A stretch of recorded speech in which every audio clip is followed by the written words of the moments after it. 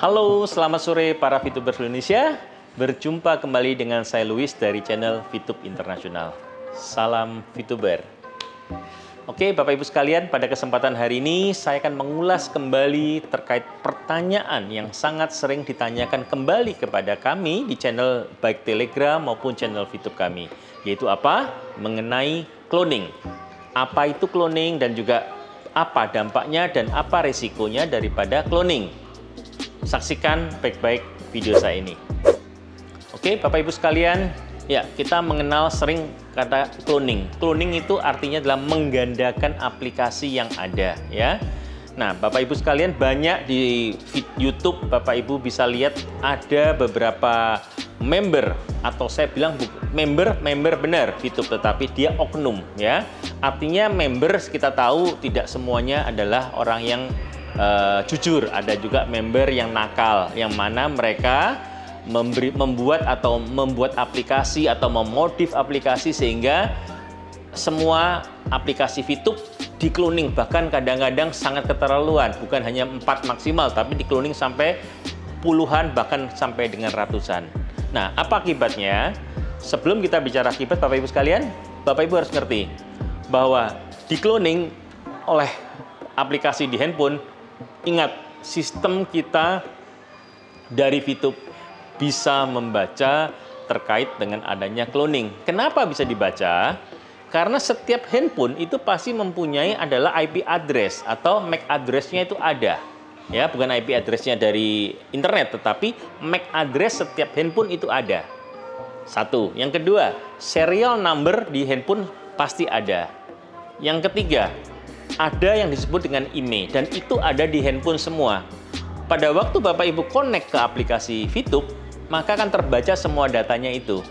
Memang tidak tersebar, tapi ada datanya di situ. Nah, dengan data yang ada, apabila Bapak Ibu mengaktifkan lebih dari satu akun bersama di handphone, bukan dengan login logout ya. Kalau Anda menggunakan login logout, is okay, no problem, maksimal bisa 4 akun untuk keluarga. Tapi kalau dengan penggandaan atau cloning, risikonya apabila sistem menemukan, membaca Anda bersaat bersamaan login di beberapa akun.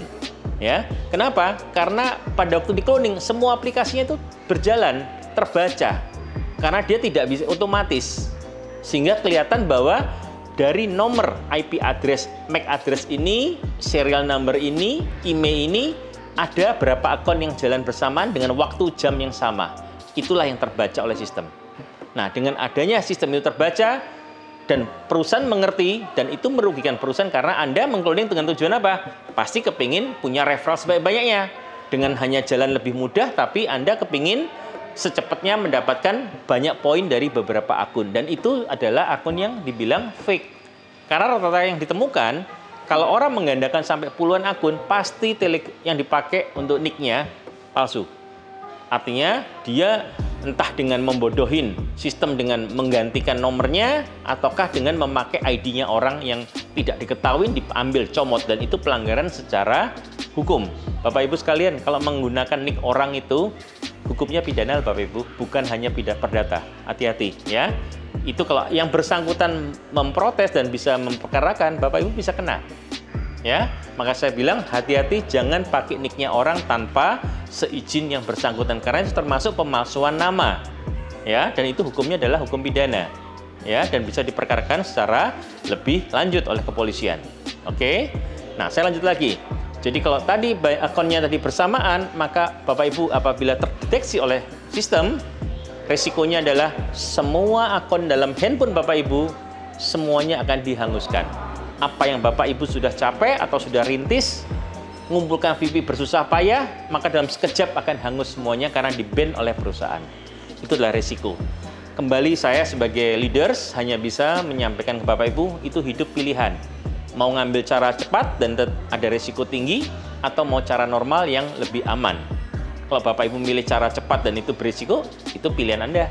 Jadi resiko semua kembali kepada Anda. Jadi sekali lagi saya bilang, yang diperbolehkan oleh perusahaan adalah Anda boleh menggunakan sampai 4 akun dengan cara selesai akun 1, logout, pindah ke akun 2, login ke yang kedua, selesai logout, pindah ke login ketiga, dan seterusnya sampai dengan 4. Yang diperbolehkan saat sekarang hanya 4 maksimal. Ya, tapi kalau Anda menggunakan tetap bersikeras menggunakan namanya akun penggandaan ataupun dengan nama cloning, ya resikonya tadi. Karena cloning itu terbaca satu-satu. Lain dengan login logout, karena waktu logout dia sistemnya tidak baca lagi akunnya. Tetapi kalau Anda memakai cloning, semua akunnya nyala bersamaan dalam waktu yang sama. Maka itulah sistem bisa mendetek di situ. Oke, saya kembalikan lagi, hidup adalah pilihan. Silahkan Anda memilih mana yang terbaik untuk Anda, karena itu adalah pilihan dari Anda. Sekian dari saya sudah memberikan pencerahan kepada Bapak Ibu terkait dengan cloning. Sekarang kembali kepada Bapak Ibu memilih. Oke, Bapak Ibu sekalian, silahkan subscribe apabila Bapak Ibu belum subscribe channel saya. Dan apabila Bapak Ibu suka pada channel saya ini, silahkan berikan like.